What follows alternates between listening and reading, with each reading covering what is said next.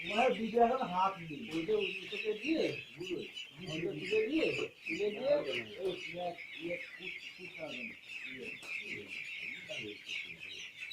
তাদেরকে তো ঢুকে দিবি তাহলে ব্যাংকটা দিয়ে জাতি মাল দেবে হ্যাঁ ব্যাংকের কাছে জাতি মাল চাই যাচ্ছে হ্যাঁ পাইপ কিনে হাত